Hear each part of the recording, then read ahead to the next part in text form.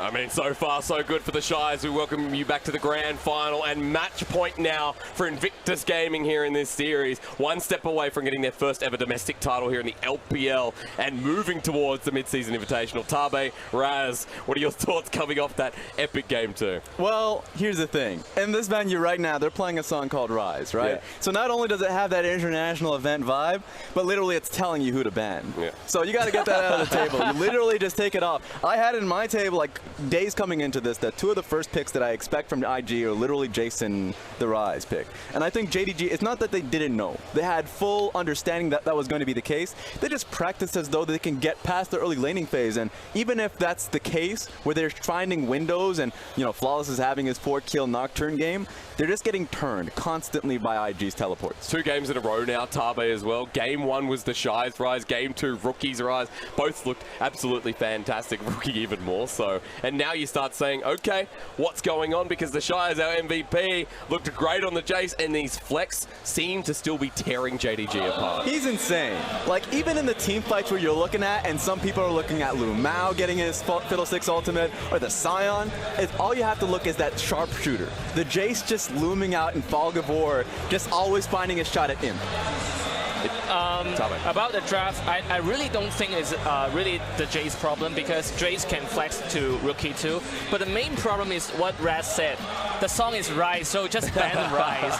And I didn't really agree that banning Saya, because if enemy picks Saya Reckon and you were planning to pick Fiddlesticks too, so it is really easy lane. Yep. So we don't really need to do that. But I really think that JDG's draft improved a lot this game, because they didn't get Kai'Sa anymore. They really picked Varus very early, and so I predicted they will not pick Nurture, and they get Lee Sin too. Yes. But the main thing is, remember you were talking about the Shy and Zoom, their champion pool are different, and you are asking me about that. And I said, Yorick is only good when you are laning against Jayce. And they banned Yorick and Orin. Yes. And Clement owned me a stick too, because he's not playing Orin. There we go, man. Yeah. I know he's sitting right over there. 2 steak dinners. Yeah, and I really want to say one more thing is about Sion is not a really good counter to Jayce, but I would recommend Malphite is a good choice. Okay. These are all good, but at the end of the day, what really hurts JD is that they never have lane shover priority. So they always have these answers into Jayce and Ryze that can look for pick, especially at level 6. Yep. But by that time, they already have deep wards invaded on towards Flawless. And Flawless, who I think has still been playing well. He's been playing well, but he's been tunneled into gank this lane or find a way to upset and kill Invictus Gaming's tempo. So I think the best bans literally for JDG are Ryze and Jayce, just so you take the flexes out and finally give lane to Zoom or Yagao. Excuse me, this is a game that I would see, if we see those bans coming through, that there's more options for Flawless, because the early game, like you said, has been great, and Flawless just hasn't had any options to play through. I just think that it sucks to talk about draft so much, because really it feels like it's all about the draft. Where Invictus Gaming, I think execution, regardless of the Ryze flash, you know, those happen. But the execution has been phenomenal, and it's only because they have so many options because of the draft. You have to be able to nail this first step before you can really have competition in the series. Yeah, I really agree about that. But we have to think of, if we ban Jayce, that means either Sylas and Rek'Sai will be open. That's fair. So I think the best way maybe is banning Sylas, Jayce, and also Ryze. But I think Saya and Reckon is really not an issue. Yeah, and here's the thing. This was after the first kill in top lane that he's able to find the kill bot side of his teleport. And then, honestly, this is a great play from Flawless, but Baolan was already making the rotation mid when Sion, of course, was getting pressured in by the Kai'Sa. And it's not even a good decision from... Remember, Sion's put in a bad situation. Teleport and help your team and lose the experience on top lane, even, of course, getting chipped out in the turret plating top side. And IG will base anyways, because that's a long TP timing. So even regardless, like, it feels like IG just put them in a checkmate position. they get the kills through that dive, or they back away, get that top lane gold, and Sion's consistently put in that bad situation. Much more of the clearer execution there from IG, but now the transition comes through because JDG, game 3, they have side selection, they are back, well, rather, they start on the blue side here, so we have the change of pace and what comes with it, Ryze. That is so important because Tabe just mentioned the Sylas, and you need yourself blue side if you want to be able to change up the rotation. So suddenly, you can go towards target banning the 2 picks that I had mentioned, Jayce and Ryze if you can't play, but okay, no Ryze on Yagao because he's 0-7 on that one. He can't, he's not able to put out results on that. But first pick Sylas. Sylas goes top lane. You have shove on that one, and you can play towards that shove. So the one asterisk that I do have is that out of all of these flexible champions, Sylas has actually one of the harder matchups in what the meta is giving away a lot of the Renekton's. So you can pick Renekton, you can even pick the Jayce, and Sylas will start to struggle in that lane. So I'll say that even though you can first pick the Sylas, I still see IG having options there. Yeah, I really agree about that because even if IG really bans Sylas, that means if you ban Ryze too, you can either choose to play Rek'Sai, and even you can pick Jayce too because Zoom is a really great Jayce too. That's true. So you have tried 2 games of tank already, Orin and Sion. I really still respect Om in game 2. I think Sion is a pretty good option, but really Malphite is better. But okay, I shut up. I shut up. Okay, but I really want to see Zoom with aggressive top lanes. I don't want to see anything like KO. I really want to see Cannon. Even if you want to farm and you want to have something a bit tanky, that's one of his best champions in playoffs so far. And this is the situation that we put ourselves in. We're trying to give a linear and biggest like directional gameplay for JDG because right now, to put it simple, IG are just rocking them in the macro department. That they're putting them in such like really difficult positions. And even when IG in the past they got in Baron, they push for something and they lose a team fight in skirmish, like they have taken a step back and are playing a far safer gameplay. This is the world champions that we know that we didn't get to see in the early regular season. No, even playoffs against TOP, there was a game or 2 that was saying, okay, IG, it's a little bit messy or rough around the edges. What's going to happen in the grand final? And they've just come through and played their 2018 clinical display. Yes, but it's always that feeling in my gut. You know, I've been watching a bit of North America.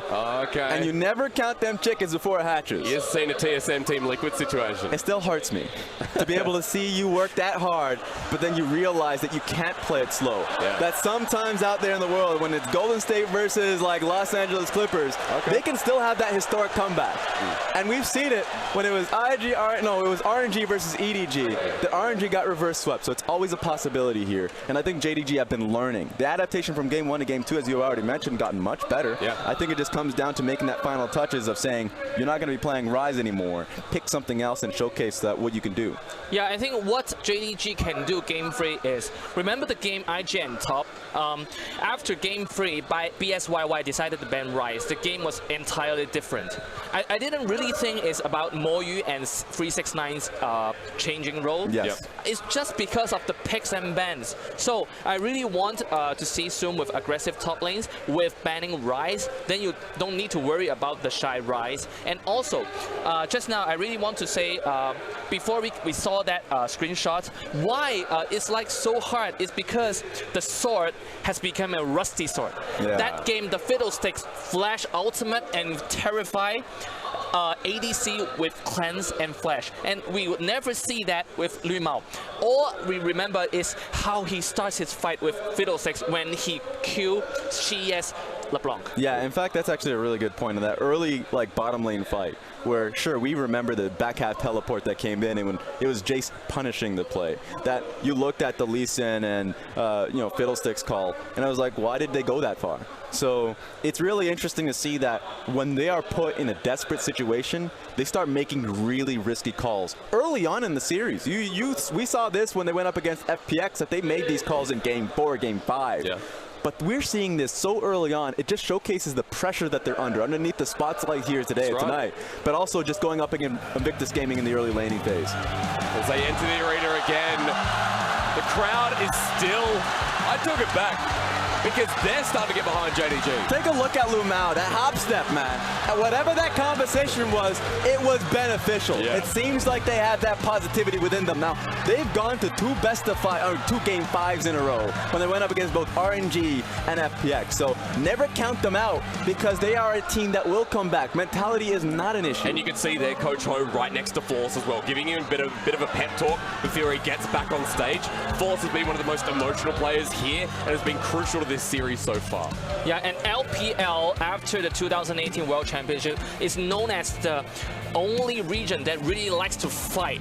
Fight. And I think Team IG is the only team that really master about how to fight starting from level 1. So I really think that because I said already, Coach Om is really famous for teaching their students, their players, to adapt enemies' playstyle. So he has to tell JDG team players to fight with IG fist to fist. And while it is loud for JDG, it's even louder for Invictus Gaming as they make their return. Take a look at Match this. point now, and Rookie and TheShy are in very high spirits. Two goats just talking to each other, right? Like, it's just them mucking it up, saying, you know what, they're just talking war stories here. This is how easy it feels for them. It seems like that there is no pressure on them whatsoever. I'm a little bit worried about that. We've seen teams that have slept when they've gotten to that last step and started to trip up. So I'm putting that on IG, that they need to still be able to close out. You know, that's always my word. We've got different sides now as well. So JDG are also keeping it fresh. They're changing to the blue side, and that's where the momentum can shift as well. For Invictus Gaming, going to see a very different pick and ban. And I've been seeing some tweets out there, some social media retorts, where people are like, oh, you know what, this is not that interesting. I'm going to sleep. Well, guess what happened when I went to sleep? And that best of 5 in North America. Did you sleep on the TSM and TL? Yeah, I did. Oh, man. So I'm just saying, don't sleep. Kill your sleep schedule. Okay. Right now. Because you probably don't have anything to do tomorrow anyways. Just watch this series, just watch up close, because even if it is a stomp, it's a lesson. It's a showcase of what's going to happen at MSI, where it's not only just Invictus Gaming that are playing this style, by the way, it's also G2 that ended their series in an insane fashion, because G2 last year, when they went up against Invictus Gaming, they learned a lesson. Mechanics matter, and they came in strong and have never let up. That's right. Yeah, and I think after our discussion, I really think that banning out enemies Ryze and force them to force IG to ban Sylas, you will have a really good spot to pick Jayce. Why not getting Lee Sin early is because we saw the secret weapon, Sejuani. Right? So we cannot pick Lee Sin too early. So in my own opinion, for JDG this game, just go straight for it, first pick Jayce, banning out the Ryze, ban whatever you want, but just remember, you have to fight with TheShy, and you cannot surrender since you know his name. You know, it's hilarious. When you mentioned out, you know, Sejuani being picked up, half of me forgot about the pick, you know? Half of me forgot about how the matchup had not been going well early. In fact, he got scuttled. You're right about him not picking up that first one because he was like, I'm tracking Sejuani at all costs. And it ended up for IG coming out with a skirmish victory. Not only because the solo lanes came in through, but also on top of that, he just went right in. He waited for him, loomed on the blue buff, and he went in an all-in engage. Aftershock obviously helped him out. So Ning recognizes when his windows are to be able to look for that 1v1, and he's coming in clutch in what was a bad matchup. That's right. Game 1, he came through individually clutch. Game 2, played very responsibly off that mid lane. Before we do go into our third and potentially final game, but Raz says don't sleep, so you never know what's going to happen. Don't sleep. Don't sleep. This game number 3 is going to be so impactful for JDG. So if they are not able to shut down IG in that early game, what are we looking at here for JDG? The first 10 minutes, is that where it all comes down to? Yes, I think that the Syndra is a good call. Continue to pick that up. Banning out the Ryze, even though the Syndra into Ryze is great, I'm more fearing about the Ryze going top lane. That I don't think that they have a response into that one. And if you take out the Ryze, then suddenly top lane matchup favors Zoom a little bit more, and then they can start flexing themselves or around their bottom side. So I think JDG coming into this game made the right adaptation to pick up blue. And it really does like kneecap IG on red side to be able to say that you're not going to have the better matchup in mid lane, and we're also going to have the counter matchup with dual lanes bot lane. So this is what I want to look for for in CN Draft. Do we also see a shift in potentially the jungle pick, just quickly, Tabe, and what could potentially come through on the blue side now for Flawless? I think the jungle pick is really good. Lee Sin, I said already, his Lee Sin has the same level with Clit. But the problem is, Game 1 and Game 2, pretty much Ning is playing better than Flawless. Yes, it's just because of the name, you know. But the point is, he has to fix this. After he get his bot side scuttle, it's really good to keep on invading his blue, get his scrum. But the point is, wow, did you see? Ning just sneak there in the brush and get level 3. Yeah. And so, this is creative. This is the, how to say, the gap between players. Yes. So in this game, Flawless, you already lost 2 games. Just forget whatever you learned before. Just tell yourself, don't have mistake anymore, and think of all the little I don't know. Doubts coming in and creeping up. The little technique of Ning getting. There we go. And consider this all and start a new game. I actually remember when we were seeing them coming right back in, like Flawless was having a discussion with his coach, having a discussion with home. That's necessary. That's needed to be able to give him that extra confidence and also that little bit of tech. Like you already talked about the technique. When you go into the back and you get that extra information of how did he have the level advantage, right? Well, how did he come in with the XP? You get that information when you go into the back. So I like that he's leveling up, advancing, coming into this game, having an idea of how to play out this scenario if they're put in that same position. Such a dire position now, though, for JDG. I have one last question before we eventually do throw it over. I can hear the music in the background. I hear the fans starting to build up as well. Yeah, what's going on back there? There is one part of me that says, all right, JDG in Game 3 find much more success. And then I say, okay, where else am I going to look? Down in the bottom lane, if we talk more a little bit about LvMao, does the champion pool widen from here, or are they going to play it safer? I think he widens it because he's already showcased that he wants to fight. When he was on that Fiddlesticks play, he was confident, sure, but it was because he was able to look for the engage alongside Lee Sin. He's going to be the type of person to say, okay, if all bets are on the table, Blitzcrank and Leona, right? Like, that's who he is as a person. So that's going to be real fun to make a point about. But even if we look past the matchup, it's insane to say that LvMao came into this series a roamer. He was a roaming player. He consistently made advantages through mid lane, but that's what Baolan did when he joined Invictus Gaming. As you would probably know, like being on that roster when Baolan came up, that he learned a lot of lessons up there, but he started to move on the map and really connect the bottom lane with the rest of the map. Yeah, to be honest, Baolan's today's performance is perfect. Yeah. Why? Because just now we knew that Kaiser Braum is very difficult to lane against Fiddlesticks and Ferris. But remember, there's a spot when Braum lands his Q and suddenly Imp flash back. Yeah. And Rookie sacrifices lane and ultimate to bot lane to secure the kill. So it's really good for him to play a defensive support and making aggressive plays. I'm curious to see if we do see that adaptation, especially out of LvMao. But the bottom lane, the sword and shield, it has changed a little bit here. As we say, thanks to Tabe once again, heading into game number 3. Thank you, Raz. This could be it. IG and JDG, side difference now as JDG attempt the blue side revival. Oh no, there's no Ryze ban, but it could be a Ryze first pick here from JD. Okay.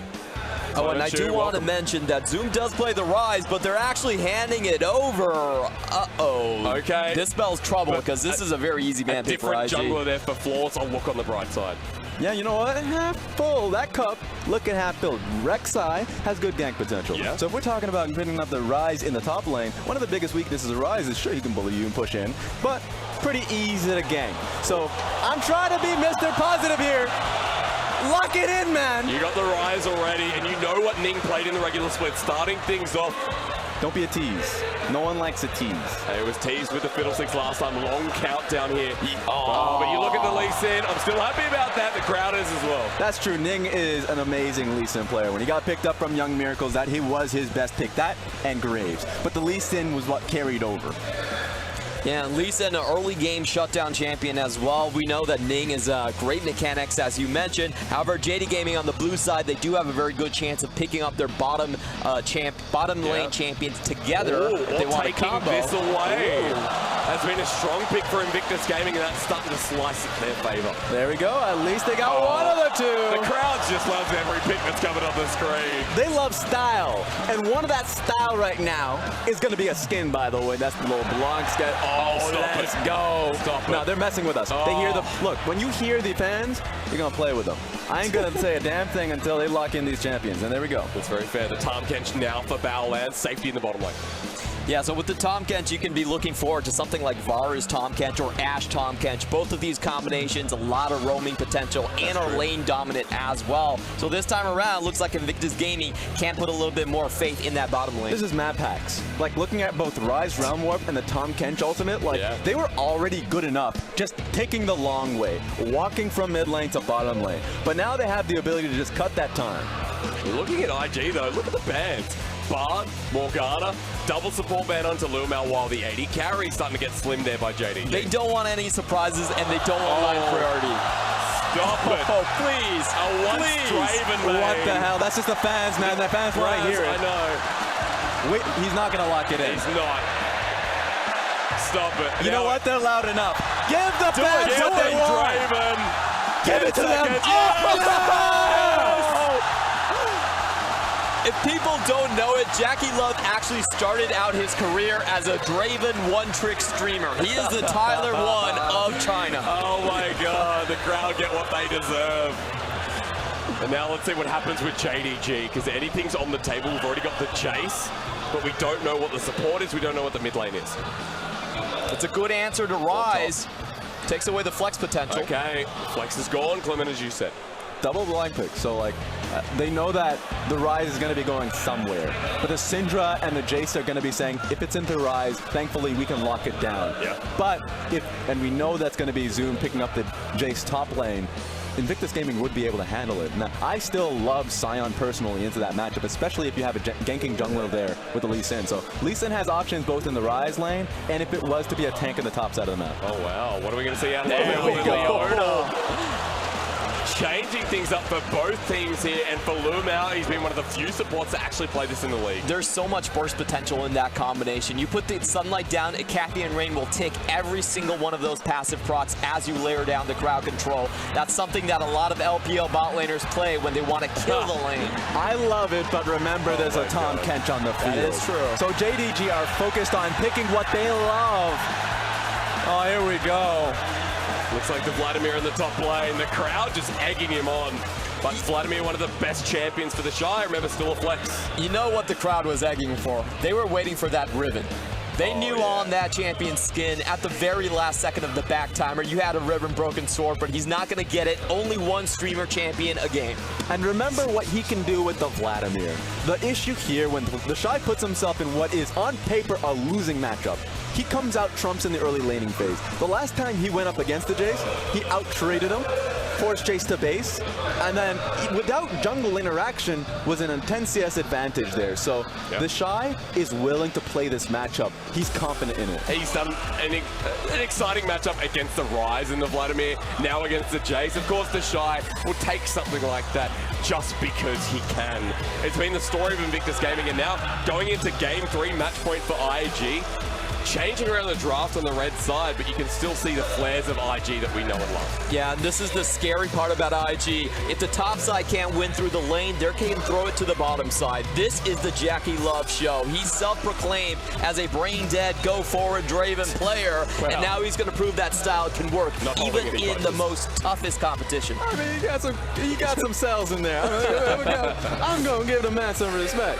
But like, that's what he said. Okay, that's true. That's true. You interviewed him. I can't talk to him. I want to, but I can't.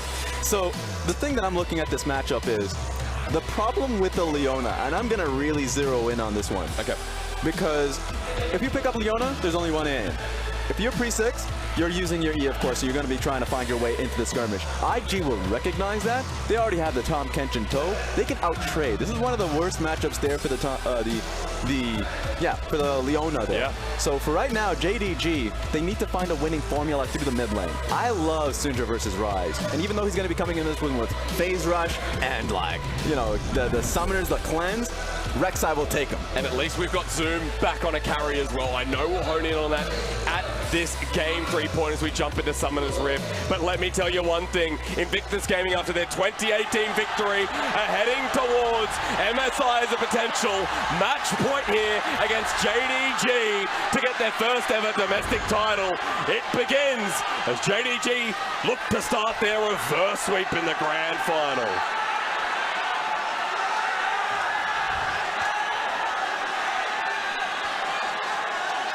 It is chaos in the crowd. There is no structure. It's gone out the window. As IG on match point, and JDG looking for the reverse sweep has started it off. I want to see how IG protects their bottom lane early. The way JD Gaming drafted this bot side, they have to be looking for early ganks. Like you guys were talking about, the lane left by itself is not very good looking for LvMao and company. So it has to come down to Rek'Sai attention. Rek'Sai is a pretty good jungle matchup here, so I love the Rek'Sai into the Lee Sin, as long as he plays it out well. Like, Lee Sin can't land his Q damage on him, so that's always a plus. And he can always turn the table. So JDG, their response last game was to play through mid lane, and it worked fairly well up until, of course, the skirmishes came through from TheShy. I think they can come and have the same strategy and win out. Rookie is the one who wants to be responding to plays. To say that he's holding on to his summoners, waiting for Ning to do something, get his skirmish, and respond to it already in. Yeah, LvMao after Choc's going to absorb a lot of the damage, but they turn onto him. The spinning axe from JackeyLove just burns him down, and that is a favorable trade for IG. Yeah, what do you do, right? Leona jumps in, and the Kai'Sa's like, I don't know about this one, Kev. That's super rough. JackeyLove, clever. Draven, main, knows what he's doing. Oh, my. Really not much you can do right there. Probably just Aftershock, thinking maybe we get him fast level 2 with the AoE damage right there, but not really working out. So at this point we say, okay, Flawless, remember what you said there, Clement. How do you protect the bottom lane? Well, he's spotted out by a ward, but still down in this vicinity. At least he's got Scuttlecrab picked up for himself. Lee Sin's on Raptors here, so that's a positive. But remember, Invictus game could continue this. Good Devour there from Baolan. Spinning axes, of course, are going to keep channeling through that Devour as well, so he's just back in the farm lane. And that was such a smart ward positioning being played by Invictus Gaming. They actually dodged out on the early sweeper being bought by LvMao. So he thought he could chain his Flawless gank into the bot side. They denied it the first time, and this time around, I don't think they see this. Created pathing from Flawless onto JackeyLove. They flash, they lock him down. First blood for Imp on Kai'Sa. Long cooldown on Tahm. Kench W wasn't able to even find the play to pick it back up. Ning was towards the top side as well. Zoom just backs away. No response from Invictus Gaming is the best start to this bottom lane and to JDG in game 3. I love, like, Rek'Sai on blue side could easily make that gank happen in the bottom side. Much like Rek'Sai and red side can go top lane and basically just hide through that huge terrain. Yeah. Just tunnel right through it. Oh, he's gonna find him back in lane. No. JackeyLove still has his summoners though. Flash or heal, what are you gonna burn? Underneath turret, he's alive for now with the bite coming through. LvMao underneath as well. They devour. LvMao is gonna take the turret aggro. He goes back in with the Zenith Blade. One more hit. Baolan gets it. JackeyLove's ignited. Flashes away. Stand aside. Keeps him from getting near him. Baolan might be able to turn it around. Force has to get out with the tunnel system. My lord. IG individually turn the play. And it is still not out. No summoners. Adoration. Adoration. Adoration for JackeyLove. Are you kidding me? 2 straight up kills in the 2v3. There was 3 summoners burned early just to make sure JackeyLove dies. He didn't see the Rek'Sai coming in. Doesn't matter. Still outplays the entire sequence. He's like in a Coliseum. This is what it feels like to be Draven right now. With the fans just constantly cheering, more so. Man. He's rich, man. He just wants to push this one and head right back. BF sword, what else can he get? BF sword, boots, JackeyLove gets it all. 2 You better get them kills good for boots right now. Come in there with some fresh Nikes. That was an insane turn of events, and Invictus Gaming, doesn't it just spell out how this series has been going against JDG as Zoom into TheShy, trying to get something back, but we'll look at this one again. You have the game plan in hand. You think that this is going to work. 3v2. He has both summoners right here, and as you see LvMao go in, you think this is all over. But perfect timing on the Devour. The Aftershock is even proc, but it still cannot save him. Leona isn't taking it up. They flash forward. Great E to knock aside Imp, prevent all of his damage, and the chase down begins. It all comes down to the communication that started all off, because the wave had already crashed. Imp could join, but he stayed back. He likely thought that the kill could go across easily with a 2v2. Wrong, and that is the biggest payoff. Are you queuing him? No emotion That's what the conversation was, but whew. Invictus Gaming fans have to be happy about that one. More emotion out of that fan than JackeyLove. Just a day's work for the Draven main. BF Sword picked up like we talked about before, and suddenly the bottom lane now for Flawed is in dire straits. And look at top lane.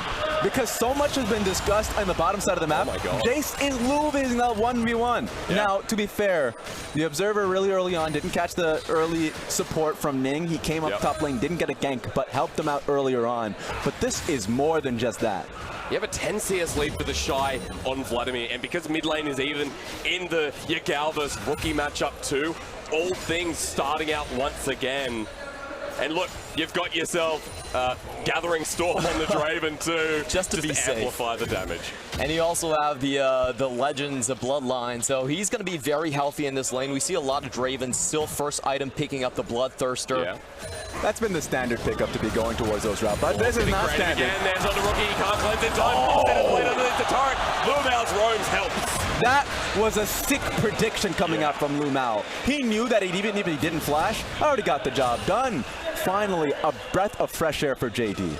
And that was a hard roam. That was, you know, my bot lane's not pushing in. I'm going to lose experience. I have no Moby boots, but I need to make something work on the map. So you got to appreciate that from LvMao. Very risky. Oh no, but Ning's level 6, Clement. Imp is just backing away. There is nothing you can do.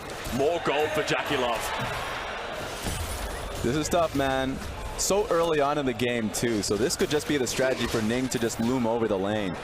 He's still silent, too. Yeah, we see you, buddy. Gets spotted out by Flawless around the corner, but Ning has level 6, so JDG respecting that and still backing away.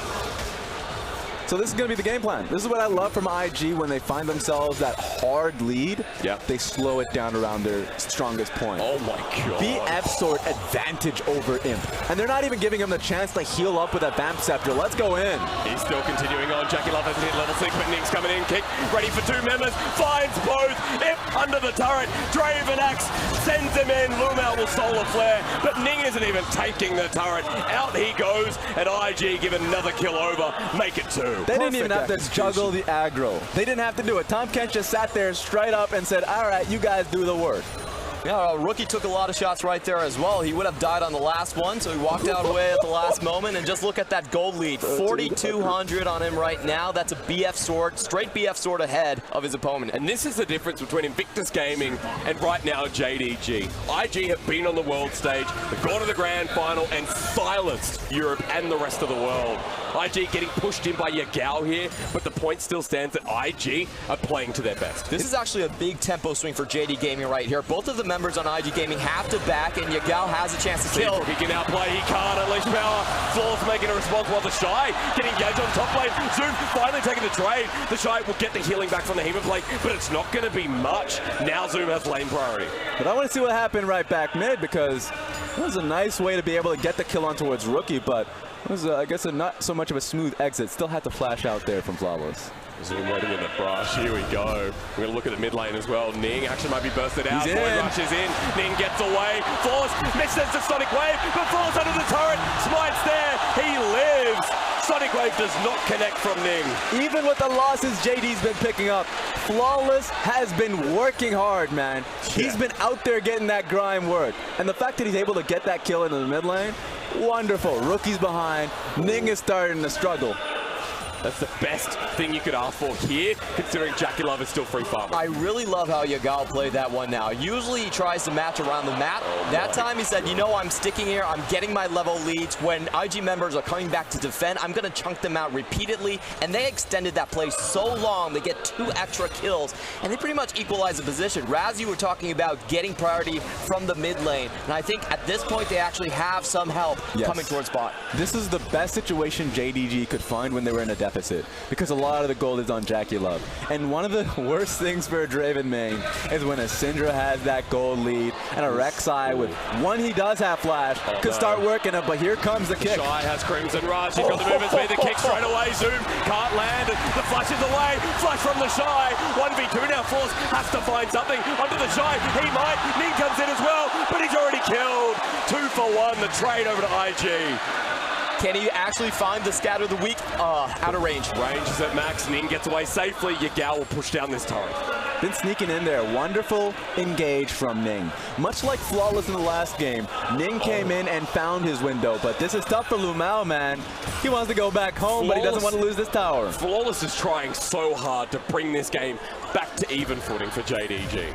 And JD Gaming, a lot of times they have the better game plans, but Invictus Gaming outplay every single time. That 2v2 in the top lane could have gone JD Gaming's way. You look at the HP bars on TheShy, he had no ultimate, he was low health, but that Dragon's Rage was so crucial, taking Jayce out of position. Oh, this is a big roam for Rookie, though. He's going to find flaws in the making. Lock not down. JackeyLove turns onto him. The Draven sends out the whirling death, but the death of LvMao is there first. JackeyLove comes in, sends another, and another, and another. IG, Rookie will dive at Baolan. Insanity there from the support. What a series he's had as well. Save him, Private Ryan.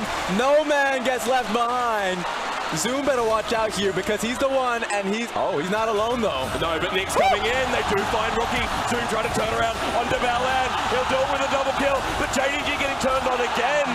They get one more. Unleashed power from Yagao was beautiful. JDG is finally awake in the series. They're coming back strong. They finally get the 2 kills right there. It's a 3-for-1 trade overall. Not overall, previous kills right there. Yeah. Unfortunately, JackeyLove is still untouched. He found a triple, walked out alive. Clement, he's 7-1-2. The adoration stacks on this man must be crazy. I want to see how much gold he earned from that passive. That was still such a sick position from Yagao. Outside of Fog of War, was waiting, recognizing that that dive was going to happen. So a good set play from JDG, recognizing that IGG, you know, they've been so aggressive coming into this one. They want to speed this one up and head home fast. Yeah. They're not going to let them. Yagao with that first kill of the game and a CS lead while we look at the top lane. Hema played down onto him. Baolan brings Ning in as well. Sonic Wave disconnected as JDG pick up the Rift Herald as well. Turning for the fight. Now the Leona. LvMao is in the middle of it. No support to Shen's force. Finally finds his way in. Solar Flare as well. JDG enter and exit the fight. The Void Rush not going to save the day, but the TheShy drops as well. JDG with 3 in the Rift Herald. Don't go to sleep, ladies and gentlemen. They're putting IG to sleep. Now the Rift Herald comes up at JDG. The gold is back within reach. IG did not expect that. That was a full 5-man on JD Gaming on the top side. They thought it was only a 3v3. They walk around the corner. Herald's being taken already. And this is a massive gold swing. Straight 2 towers down the lane. 3 kills on their side. Yeah. And everything is even up. The brother did a loop-de-loop. Imp being caught out early on. I don't even know if we have the time to see a replay on that whole endeavor because of how much action's currently happening. We have 22 kills in 13 minutes in a grand final. That's my type of LPL game. Oh my lord. Double turret taken. Turret play is going to go down. And not only did JDG bring the goal back, but now they have a lead. Okay, thankfully we can look at this because that loop-de-loop came through. LvMao recognized the flash was going to be coming in from Imp, and they can re-engage. LvMao comes right in. Take a look at the Rek'Sai because Rek'Sai has ultimate. He's going to be able to follow up on the already good job that LvMao had put forward. So IG put themselves in a position of play to get Kai'Sa and didn't recognize that they didn't have the members, the most valuable members in Syndra, or at least the Ryze and Draven, ready for the play. And Yagao just calling out that there's no flashes on the enemy team. We can go for this. We can go for this. He screams, and they finish off the kills. Great target selection by Zoom in that fight. Picks off Ning on the side, the Lee Sin. No disengage from them. They can chase the rest of the team down. Energy's building up from the audience either way. IG find a fight, it goes wild. JDG find a fight, it goes even wilder. And the prospects of them still trying to find their way in this series continue. And it's damn good to hear calls like that. Because when you are so far behind in the series and the games have been ending in the way that they have, you still have that fighter's chance. And even going forward, LvMao with the Zenith Blade after the Solar Flare. Baolan's been locked down, Scatterwick, but not going to save him. JDG, another one bites the dust. And you look at your watch and you know Baron's going to be at table. Right now, IG need to do something. TheShy comes in with the Hema Plague. IG now in the middle of it as well. JDG finds 4, but IG looking for the outplay. Zoom jumps onto JackeyLove. He's too far forward and gets another one. There's a 1-for-1 trade. TheShy lives on, but JDG kicked on back by Ning. They saved the day. Imp going for the engage, but JDG survived, and Ning dies as well. On a hair's breadth, we are so close to being able to see IG pick up that win, but not even close because you're seeing these blinking red HP bars, and the ultimate from Flawless to get the killing blow on a Ning. That was less than 1,000 HP and all the members right here, and we're hearing the Jing Dong chants come out, explode in the stadium. It's like a rising tide right now in Fosat. People want to see this series extended. People don't talk about momentum in this game just simply because, you know, computer game, you know, all that nonsense right there. But momentum is real, my friends, and this is what it is. While the composition is wonderful from JDG, the comms, you've heard them before. They are confident in being able to pick up these fights. In the last 2 games, they were just being washed. So take a look at Rek'Sai here. Rek'Sai, he's waiting for the opportunity. Right here, he finds Ning go straight in, and he's able to kill him before he gets the kill on his AD carry. The most crucial play right there was that Syndra, scatter the weak from Yagao, actually knocked JackeyLove out of the brush and into open terrain where JD Gaming could instantly pick him off. If he had a little bit more damage, a few more auto attacks, and the Triumph procking, I think JackeyLove would have cleaned house right there. It was so close. He went straight into the middle of that Raptor pit. There are so many plays you can watch back. If you're, you know, a YouTube viewer out there, you just got the ability to turn back time. It's time for a VOD review. Look right back because that team fight, so many nice nuggets. That was huge from Yagao. Hey, yeah, you literally saved that. But Ning had the kick, and it was so close to being able to kill on Yagao. For sure. So with that many blinking red HP bars, actually would have been able to get a kill. That was his goal, really. I'm looking at IG now, though, still in a deficit, still not looking good against JDG, and I say that very loosely here. There's another fight at 17, 18 minutes on the cards. 2k gold lead for JDG, now pushing up the mid lane. They've found their side lane outer turrets, and a longer lane for Zoom is looking good. I will say this, though. Take a look at the items here from Imp, because he's gearing up for his Rage Blade and Infinity Edge. So he's getting to a point for himself where he is ready to fight. He's already gotten the level, so like you already saw his team fight effectiveness, but the damage is starting to come through when throughout this game, he was the one in the deficit with a Bloodthirster pickup that JackeyLove had early on, and now he has an IE. So that's a great transition. Right now, he is super strong, but Imp is starting to catch back up. Really is. It's the Kaiser against the Draven late game. You look forward to what Imp can do. Hasn't really been on the tip of our tongues in this series so far. The key thing about these previous 2 team fights is that JackeyLove has not been entering at the start, and he has not had protection throughout the fight with Tahm Kench. So that's the big one I want to see happen. And I don't think JD Gaming actually want to walk into this one. So I think their strategy is still to push out the lanes, look for picks around the red side jungle, and IG are actually doing a very good job setting up that Raptor pit. You can see a control ward over the wall already. They're trying to bait and basically make sure that if there's a catch in the mid lane, they can instantly react. Especially with Baron coming up as well. The next fight is going to lead towards that, and if you're in that red side jungle, it's just going to be so much bigger. Taking a look at the gold, though, we did talk up Imp, but it's still JackeyLove with over 10k gold at 18 minutes. But this is what I talked about when I was saying this is nightmare scenario for a Draven player who has so much of the lead that he's dealing with so much range that can zone him out. Like, the Leona could actually just throw out his ultimate or just be holding it and wait for the Draven to come through. Or, more importantly, the Syndra, who's been doing so well in this game, has the range to constantly look to chip him out. That was so close to being able to hit JackeyLove. He is always zoned out. So the gold, while wonderful, is not being put to use. He hasn't gone in for the QSS. A lot of Draven players, we see the safety there early on, especially against composition like this of JDG. And that's why Baolan is so damn important in these team fights right here. So you can see him walking in from. He does have a cleanse. I actually think this team fight is so crucial. You have everything up now. Oh, they found a pick onto TheShy. Almost dies with an orb. TheShy's out of that fight, and maybe IGR as well. Because when you said Baolan was the most important, I was thinking Vladimir. Vladimir's flanks will give the space towards his AD carry. JackeyLove can walk forward if all of the attention's on the Vlad, but they near killed him off that one. Yeah, Yagao's big in this matchup so far, already sitting on the Ludens, and he had pretty much an uncontested lane throughout most of the early mid-game. Got the first tower as well, 2 kills to boot through the mid-game, and he throttled Vladimir's plan. I don't agree with you. I still think that Draven has a lot to say in these team fights right there. But if he has the space, we both agree if he has the space to work with the 2 players that we're talking about, Tahm Kench, more importantly Vladimir, he needs to get in range. He is getting zoned out. Either way, I think we can agree that for IG, this next fight around the Baron is going to be crucial. Or maybe they're just going to get caught out as Baolan. Great help once again. He flushes over the wall. Ning to protect as Yagao's going forward. Finds Scout of the Week onto the jungler. And Ning has to be careful where he stands. He got pushed out when Baron buff is in play. JDG are in a great position right now. They don't have to start it right now. Like Blade of the Rune King, Kai'Sa, right? At this stage, while I don't like the early pickup on Blade of the Rune King, it's starting to pay off. You can get the Baron buff fairly easily.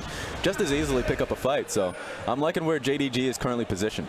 IG have to check for the vision because of the Baron being up now as well. And the fact that JDG cleared it all out. Rookie being very precarious on the side in front of Yagao, who has the level advantage, but has to be careful because IG are waiting for this bait. And Ning's a patient man. He's going to be sitting there just because he's waiting for an old friend. Oh, he's going right in. Realm Warp in there, Yagao dodges away. Realm Warp taken, Baolan's coming in as well. The pick and the teleport here from JDG. Baolan set knocking as Zoom tries to come in. Misses the shock blast. Sonic Wave, the kick, finds two! Ning, what a kick! Onto the support. Now we find Ning at low health. Almost gets deleted. Floor lands. Baolan saves him. The messy fight continues. And scatter the way. Yagao gets taken out eventually. JackeyLove joins the fight, but the jungler takes out another. And JDG are chasing up Invictus Gaming. Looking to go the distance. JackeyLove tag, but Flawless is already altered. And the crowd is feeling JDG game 4. This is a Baron. This is a Baron. There's 4 members still holding on JD Gaming, and what great play from Yagao. I thought it was over when that Tahm Kench was coming in, that teleport was coming down.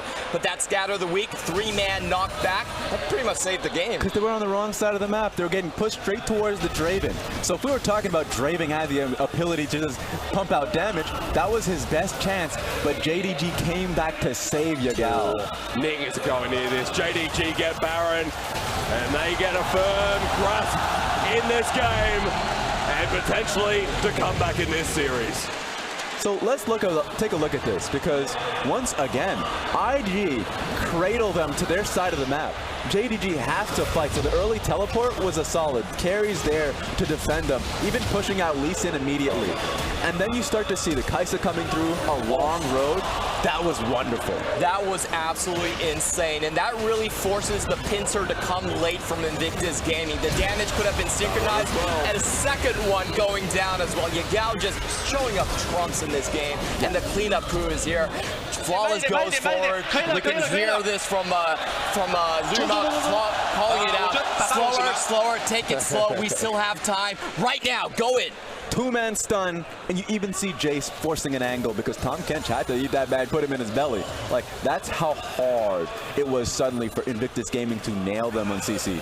They wanted to close the noose, but the gap actually widened between their own ranks, and Yagao was able to find the picture-perfect picks right there to save the game. They are on Baron, and they have a great push, great poke composition in the Jayce to execute with and now they've got to go further. Zoom is doing exactly what you said. Pokes off the back line, in a turret now with Baron buff, and IG can't stay.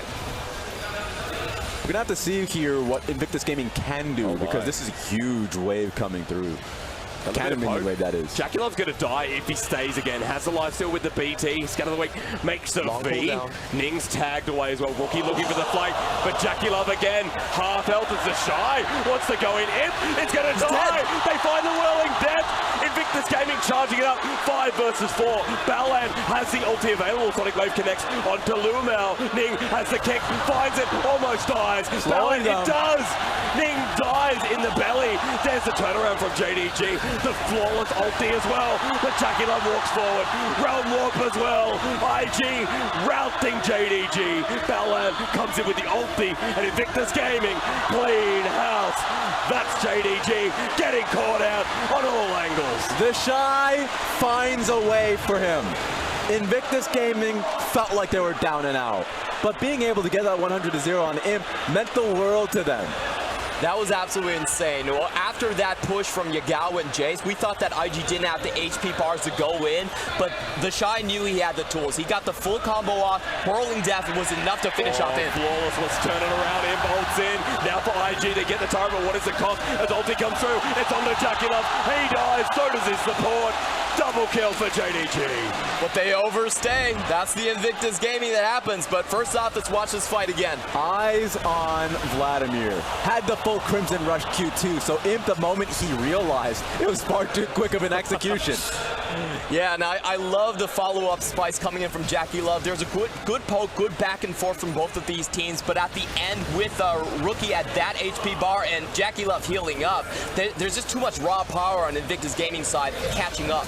The moment JackeyLove finally catches up, it's like, you know, you put your hand in that cookie jar and you realize I did something bad. It was insane to see that. Like, let's take a look at the back room actually. Some excitement. Yeah. Look, Duke has seen it all. He's just like, oh, that happened, and then he pulls his phone out. That's amazing. It's not over yet, though, because JDG just marching up mid, whirling death onto Zoom, almost kills him. This is tough, man. Oh my god, TheShy!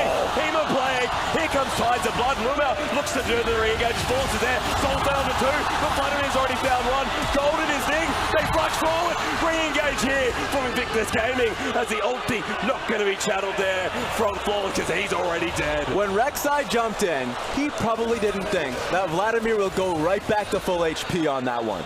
They thought they were getting it good. They thought that TheShy would be in a bad situation and they can get an execution and follow up on that, but that was not even close to being the case.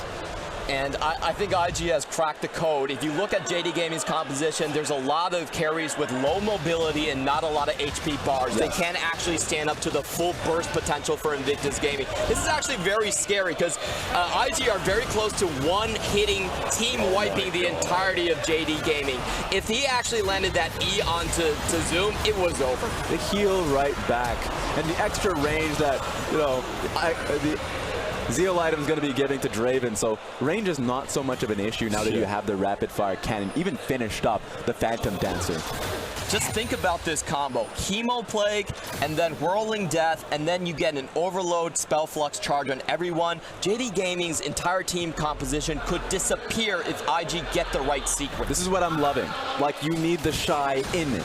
You need to be having him on flanks, or I guess in the last 2 plays, just going right up, because the backline pressure is starting to fall through on Imp. I think the key thing here is that you cannot use Scatter the Weak as poke anymore in these team fights. That window is too important for Invictus Gaming's initiations. Yagao's going to have to hold back onto that one. So the map is starting to get reclaimed by Invictus Gaming very easy because of that factor, right? Vladimir is ready to play, and suddenly Draven is fearless. And suddenly Zoom's not doing any damage to him because of the Bloodthirst to shield.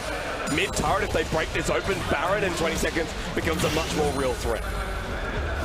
This is getting really dire for JD Gaming. They had the momentum. You heard the crowd in the stadium all cheering for their team, but it feels like it's slipping away. But what JD Gaming still do have is that they have very strong pick potential. I want to see if they can set up for that and maybe try to make it a 5v4 around Baron. But they require it, and that's your point, right? They really require their picks to come through because it's Invictus Gaming composition that outscales. Like Ryze, Vladimir, the Draven's going to be outputting so much deeps. Like, you're in a situation right now where Invictus Gaming are ready to challenge you at this Baron buff. They're doing it to Flawless. Over the wall he goes as Yagao at half health. JackeyLove heading forward, threatening by himself with Baolan at his side. That was one auto attack. That's insane. He's got 4 items. He's got a QSS as well. Safety. JackeyLove not going to use a QSS because he has Baolan. For the first time, IG have positioning over Baron buff. It's JDG that is starting to respond to IG's plays. For JackeyLove, able to push forward as well. Dodges away from the shock blast. IG in a choke. Yagao, scout of the week. Half health is JackeyLove. It ults in as well. They found TheShy, but Hema Plague's on the 3. AoE's there. Ning will drop, but TheShy is still healthy. 4 versus 5. Flawless will ult in, but into GA. Can they find anyone else? Or did JDG get the jungler? He goes golden. They're buying for time. TheShy in a choke. Finds 4. It's Invictus Gaming as JackeyLove runs forward. JDG are on the ropes, and JackeyLove knows it. He finds 1, but that'll be enough for Baron. So many key plays right there, but I do have to question if Flawless needed to go in. His team could not follow him in whatsoever right there, and IG is going to be free to take Baron. Look, man, this Vladimir is a big deal right now. Yeah. Oh. Teleport play, but Baron's going to go down. I think Zoom doesn't even get the inhibitor. This is pure desperation because they're going back. Thankfully, actually, JDG. Okay. Oh, no, the flash comes forward in. disintegrated. Zoom doesn't get the inhibitor. Zoom, 1, 2, 3, devour him. Baolan onto Ning. Another kill. Pure desperation. I thought JDG were going to hold him off so they can defend Jayce on his mid lane push. But suddenly he sees a window. He dives straight in. Let's look at the very beginning here. There's actually a really good moment right here where Ning's trying to finish off Imp, but watch what Imp does. Gets the Q off midair before the Dragon's Rage to keep himself alive, but then Flawless goes in. I don't think that's a corridor that JD Gaming can follow. Great blocking by Baolan, great blocking by TheShy, and that's a trade where you don't have jungle when you are going up against Baron. Follow-up damage, all IG, and Baron goes to them as well. Like, I looked at that play, and what I saw was a Vladimir forced the pool really early on. I thought that was a good challenge there from Kai'Sa. The issue was, like, Crimson Rush, he's getting his CDR. He has a lot of CDR where he's able to come right back into these plays pretty early on. And so Vladimir, who also, as you already mentioned, oh my God, he's dipping right back down. Please, Colonel. So we saw the Colonel's graph. He actually predicts how game compositions go right now as well. And late game is all for Invictus Gaming. We're already post 30. And right now the Chinese audience, the reason why they're reacting so much is, you know, I've been looking on social media and their take is that, like, he curses teams. When he comes up and shows that, like, JDG's doing well, I predict them to win. Immediately after that, you usually see the enemy team comes right back at the same time. Okay. So not a lot of people are trusting the Colonel. He predicts based on the moment, but he can't really tell the future. I think that's the problem. If the Colonel's always wrong, then it could be good news for JDG, but they're in a gold deficit once again here in this game. 31 minutes in, Infernal is coming up next, and Invictus Gaming, what a dragon to take at this point in the game. And Void stuff there for TheShy at the moment, where at the time they had a pretty magic-heavy composition, you know, aside from the Draven that's smacking them. And now that means that Vladimir can jump in pretty early. The fact that we saw that last team fight, and that Vladimir was using pool early on because he was challenged and still able to kill the Flawless, who was obviously in the wrong position at the wrong time, and then come right back into the fight immediately afterwards with a low cooldown, just being able to pool right underneath 3 people. Right now, TheShy is confident. That's TheShy's standard answer when he can't win lane. It's like, well, you have the Jayce that have nothing for this. I'm going to play for the team fights. It does look like Rookie will make his escape. Oh, hang on. He hasn't been spotted out, but there's a Baron buff there. Flawless is sticking around. Backing is a fake. IG now pushing with this Baron buff. It's Rookie gonna take on the 1v2. Flawless almost dies himself. They get Rookie, but now IG are pushing for the Nexus. Even with the Seraph shield wasn't enough. He's stuck there because he's like, if you take that 2v1, my team will win the game. I mean, they're onto the Nexus. Tower Redemption's coming down. 5 versus 4. IG might have to back away. Scout of the week launched in with the Solar Flare. Jungle now almost dies with TheShy. Goes in with the Healer Blade. Almost bursts them down. JackeyLove's hitting. Is this how it ends? Yes, maybe it is. Zoom dies as well. Double for JackeyLove and Invictus Gaming. Let me tell you a story. They have done it from Worlds 2018 to 2019 domestic title. 3-0, the 2019 Spring Champions. Go to MSI. We said there would be a new LPL champion, but it was one of the oldest organizations to do it for you. Finally, Invictus Gaming nets themselves a domestic title. It was a long time coming, but if you've seen this team in an international stage, you knew it was coming close enough, and the fact that they were able to do it versus JD, at least JDG fought, but that was their last breath. It started from 2011, one of the first organizations. Wang Sitong came in and he said, you know what, we need more professionalism, we need more organization in esports. Starts Invictus Gaming, they were the bad boys of their era. They were always there, but 8 years, and it finally comes to now for them to lift their first trophy. The crowd is ecstatic. And Invictus Gaming, it is so well deserved. Their golden run this year starts. Their opportunity to continue their streak. And Invictus Gaming, off this win with their new glory, are your MSI representatives. Keep that in mind. It's going to be Rookie, Caps, FLICKR, mid lane Stack Dog. I'm ready. And the top lane is as well. You're going to see TheShy coming in. Wonder they're waiting for you. So interesting matchups all across the board. I'm happy to have Invictus Gaming represent for us. 2019英雄联盟决赛春季赛总冠军属于。现在的各位兄弟让我们 Who does the championship belong to? Invictus Gaming. Who should we congratulate? Invictus Gaming. Who's your team? Invictus Gaming. I love Rendon, man. Oh, yeah. He knows how to get people going. Hell yeah. I want that voice too. Gotta steal it like Space Jams. As Ning holds the trophy and give it to Coach Kim. And I would love to see, we're going to get the interview soon enough actually, we'll see. We're going to get in position. I want to see what Wansuk is eating after this one. To every success, Wansuk will be eating something. At Worlds, he was eating a hot dog, corn dog at the semifinals victory. He's pretty happy about this one. See the full lineup for Invictus Gaming, their newly coach, Coach Kim, Coach Karam coming over from ECS. And then we also have Coach Maffa, their head coach, who's been with them all along on stage as well. We're setting up for the post-game interview. Looks like we're looking at TheShy to kick things off. Maffa doesn't get enough love, and there are often times where he's not seen. He'd prefer to be in the background, coaching the team in the, in the trenches. But Coach Kim with the squad, and here are the medals. T-shirts. Oh, okay.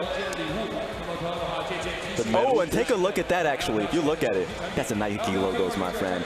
Get them fresh Nikes. Dress them well. Give them new shoes. I think the audience thought that Baolan was going to take his shirt off completely. Hell yeah. I think he's just going over the top. If you saw that Recon game, you know he's stacked. Stacked with pecs, my friend. Pectorals. I love in the Nike announcement with our partnership, they said that gamers have the same athleticism, they show the same teamwork, they give the same blood and sweat to make their sport worthwhile, and that's why we're partners. We are a sport, we are athletic in our own ways, and now we're going to adorn our championship team with Nike apparel. Baolan is the apparent model for it, running forward. They get it set up with shoes, facilities coming up as well. There's just so much that I love about this. But let's hear it from him. Looks like Clement, if you do the honors, finally time to talk to Invictus Gaming.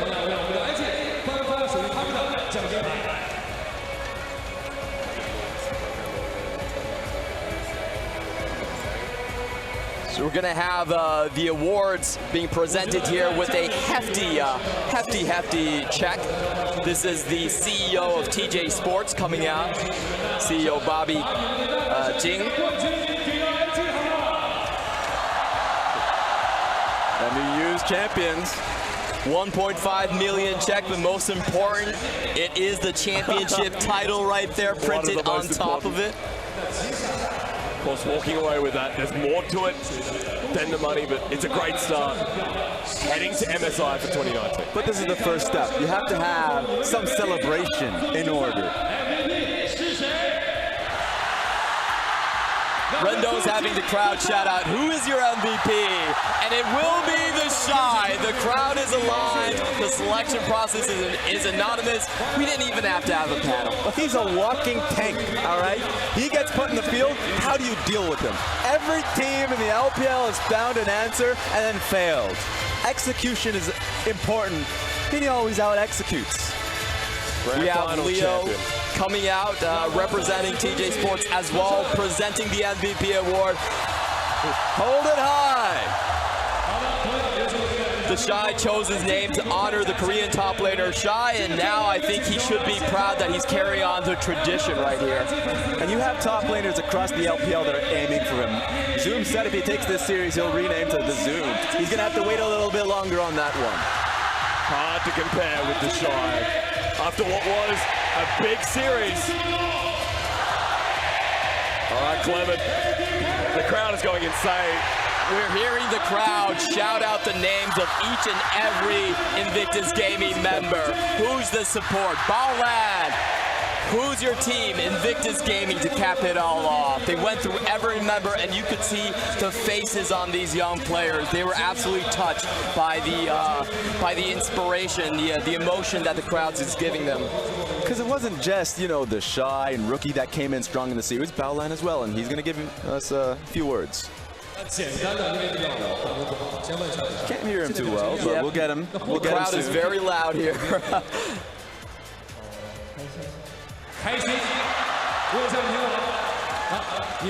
Just asking for his thoughts on MSI, and TheShy just says, I need a moment. I need to think about that.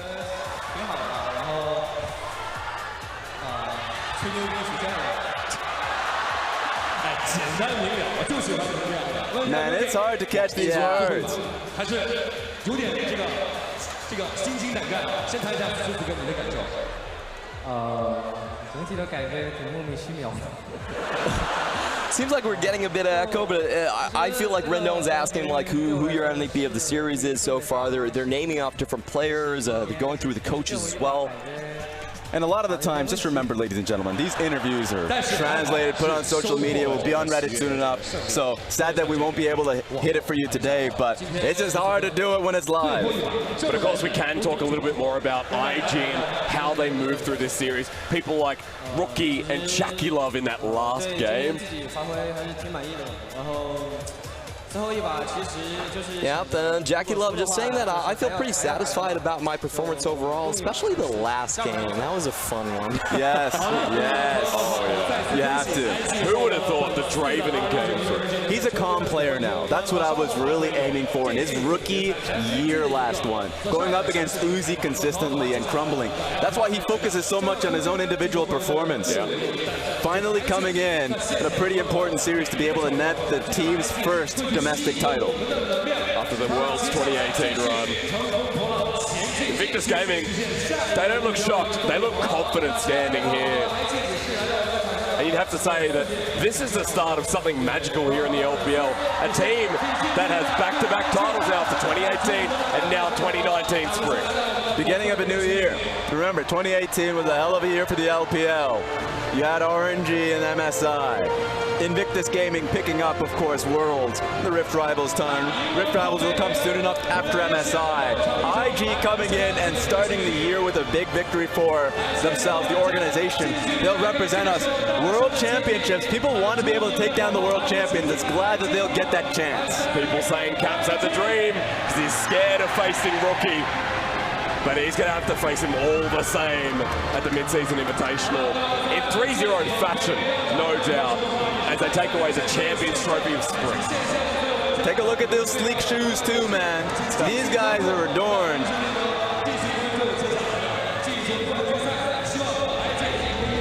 Invictus Gaming making their way around and taking a bow. I'm going to turn around and receive this bow. There we go. And we're seeing the banners from the IG fans. They're saying this is the start of a golden road. Already reigning championships. They finally won domestically, and they're heading on for more international. We don't get to see this usually from champions in the LPL. They usually have that one deep bow and they head out. But you know, Rookie, when it comes down to it, you know the team as well. It feels like with those victories, or at least in this one, they know they need to pay it off to the fans. Across the stage. Literally circling around the stage, eye to eye with the fans. There's a reason why they're currently really loved by the audience. Not because, of course, they picked up that big win at Worlds, but because there's a lot of heart and soul with the team. Yeah, and I think they stuck true to their colors in the very last game. You could see as JackeyLove picked up the Draven, he was a bit uncertain. He was turning around towards his teammates like, can I actually pick this up? Are you going to allow me to do it? And the answer was yes. He was so happy when his team trusted him, and I think that shows the growth of JackeyLove. He was one of the most hyped prospects. There was downs and lows where you could criticize him playing very uncarefully, but when it mattered the most, careful play on the Draven, outplays as well, and he proves his worth and his hype. He did well under the spotlight. Remember, he's dealing with so much of that pressure. Not only was the early gank unfortunate for him, but on top of that, Rek'Sai was waiting. He was waiting for him to come into lane. That is some level of dedication to be able to look for it. And in most situations around the world, that will work for the Rek'Sai. He picks up an advantage, he puts Draven down, but the rest of it, Invictus Gaming, were calm. Like, Ryze stayed in lane, jungle didn't fret, because at the end of the day, it was Baolan and it was JackeyLove outplaying that 3v2 dive.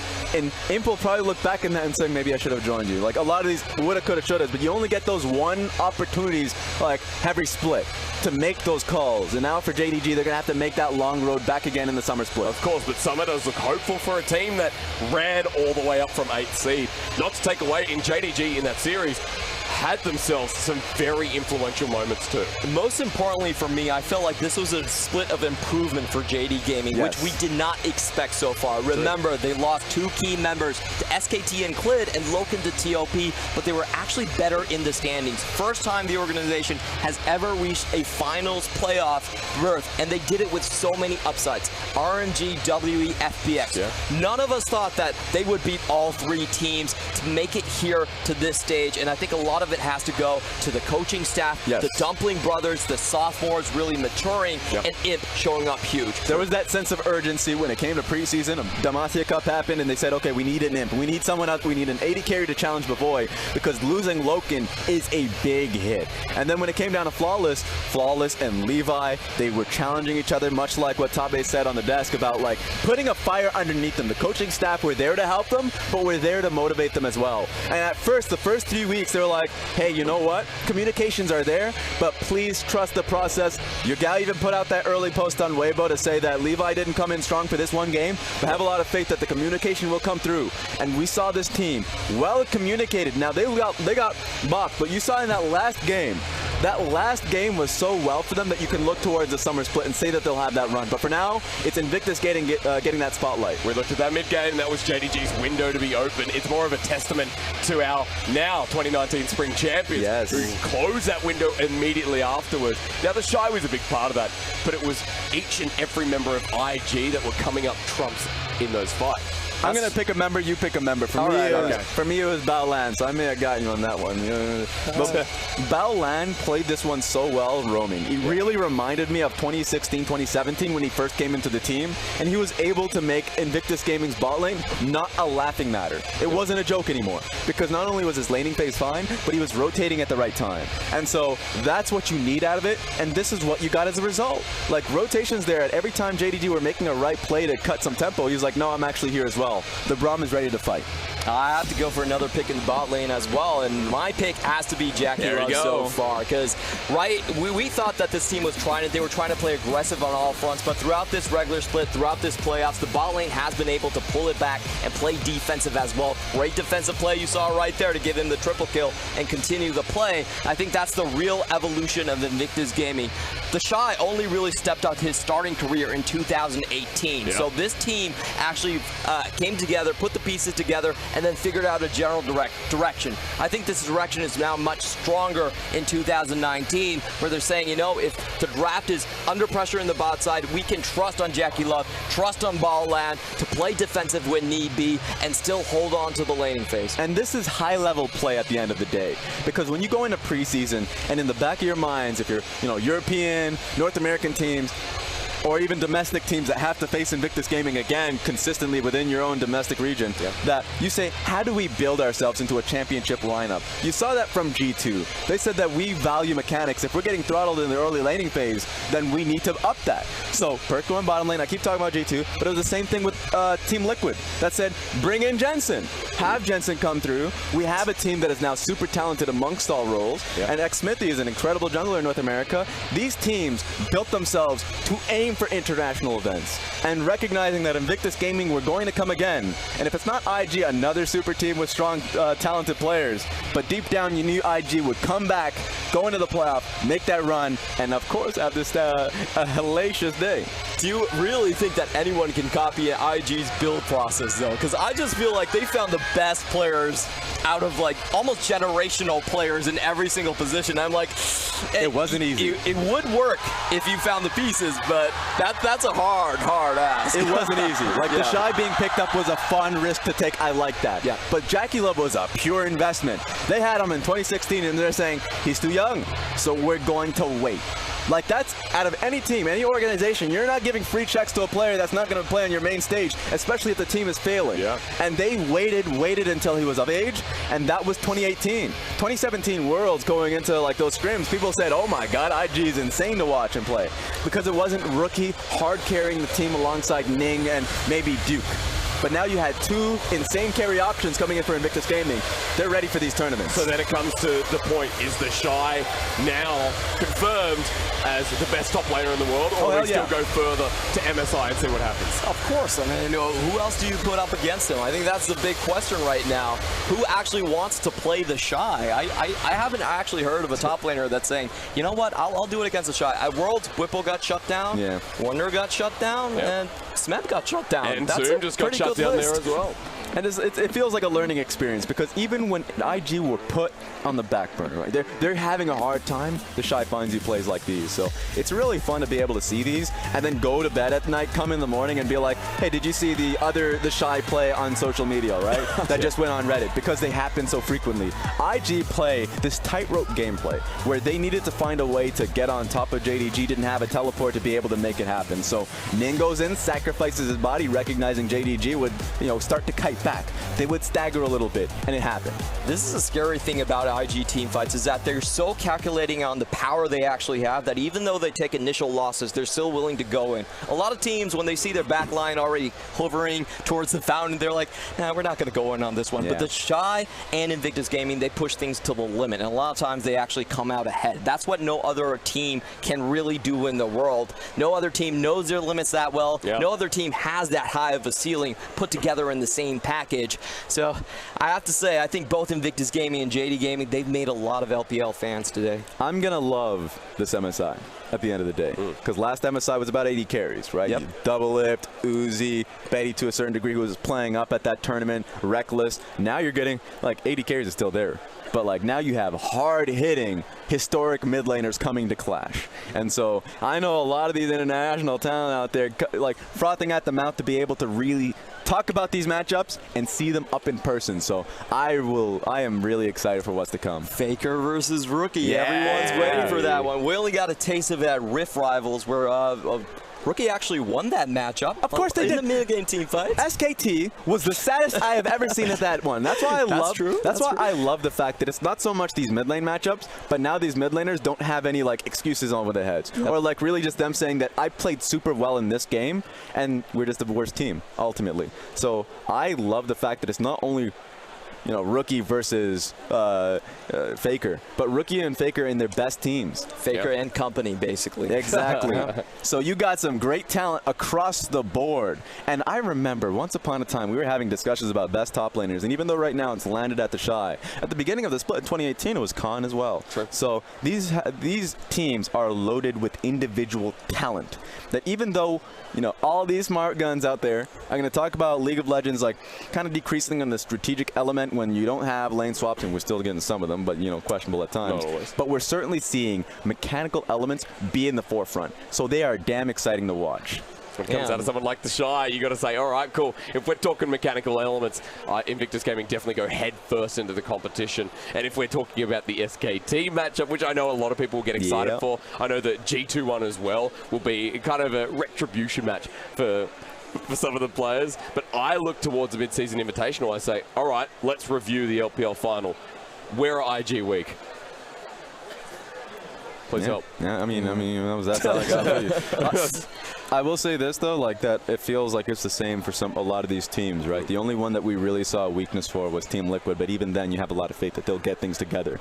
A lot of these teams are already in Korea boot camping, so I guess that's where IG is going to be going. Yeah. It's real fun to see that these teams are so damn motivated in these events, because they have now seen the distance, right? They've seen the mountaintops.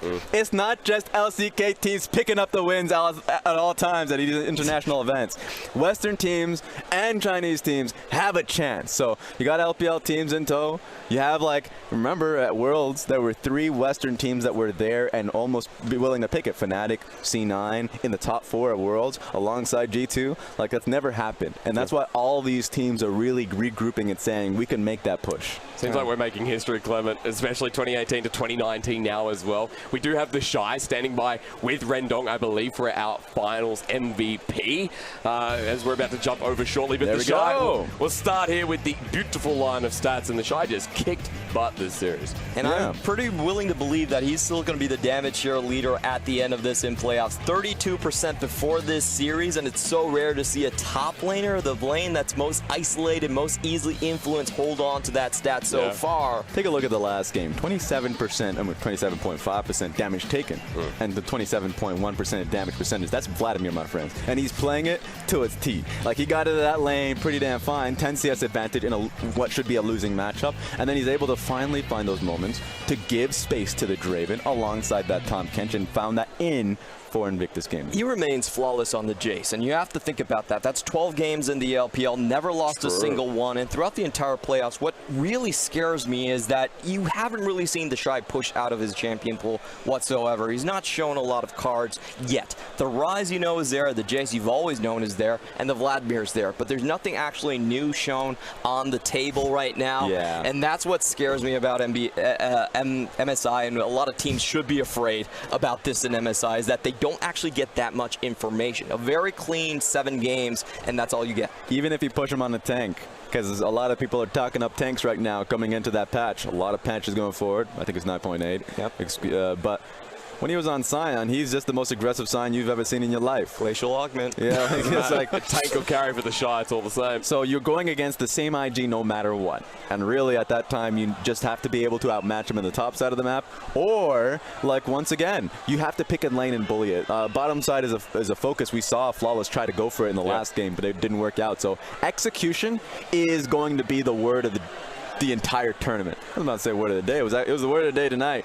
But certainly for the entire MSI, a lot of teams are going to go up against Invictus Gaming, and they may have the better draft. Yep. But you have to be able to execute. Let's move past MSI a little bit, though, because I'm excited for summer in its own sense as we return to the LPL. And Invictus Gaming, champions of the LPL, who knows what else happens. But now into 2019 summer for a team like JDG, how do you recover? How do you pull back with Coach Home, who's been leading the way, Clement?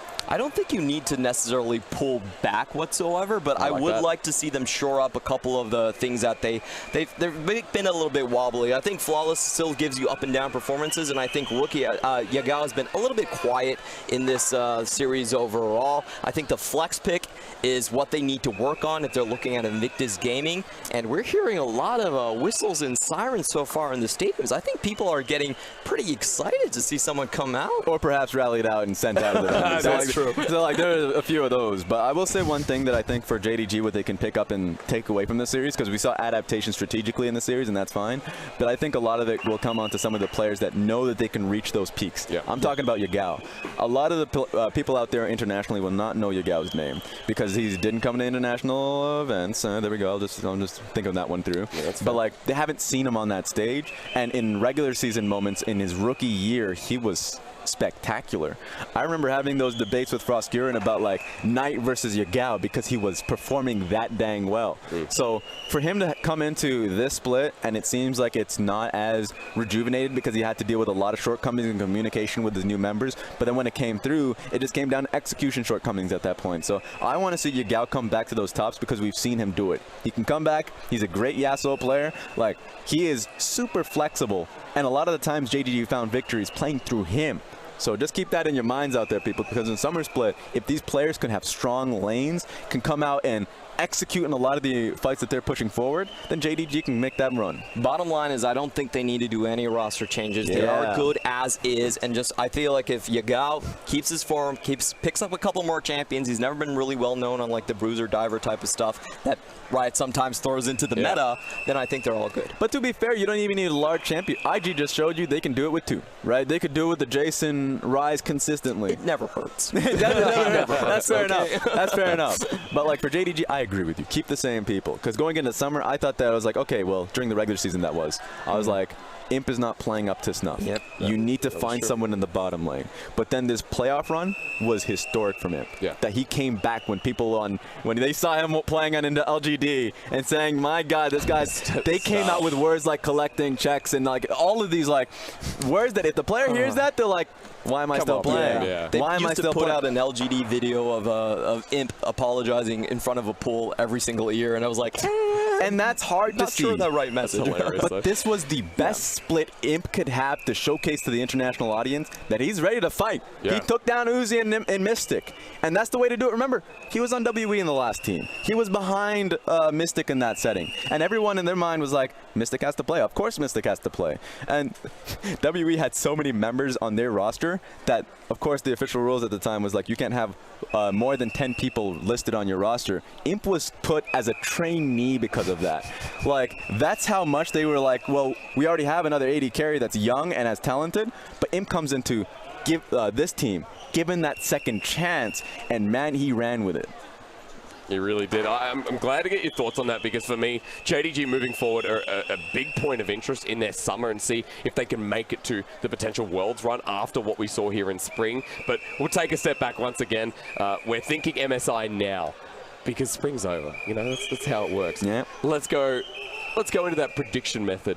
What do you see as potential for MSI, and maybe some of your final thoughts towards the competition? I just want to see, and it's probably cheating your question, That's okay. I want to see the rematch for G2 versus Invictus. That's not cheating my question. That's a good answer. Like, I want to see that. Doesn't matter if it's in the final stage. I just want to see that again, because I think it's going to be a hell of a lot more interesting. Okay, I just want to see the clash of styles. That's what MSI is about, between SKT and Invictus Gaming. Because one team actually plays super slow. They ward a ton more than Invictus Gaming. While Invictus Gaming, they're going on 1 kill a game, 1 kill a minute right now in the playoff run. They're fighting everything they can. I want to see how that matchup actually comes out. And remember, from SKT's point of view, they just got the LPL perspective with Clid coming in, so they're far more aggressive, got that action going. So I think there's going to be action no matter what meta comes flying at you. Excited to see how far IG can push the limit over at MSI. However, now we are finally standing by with TheShy, who's with Rendong for our MVP interview of the finals.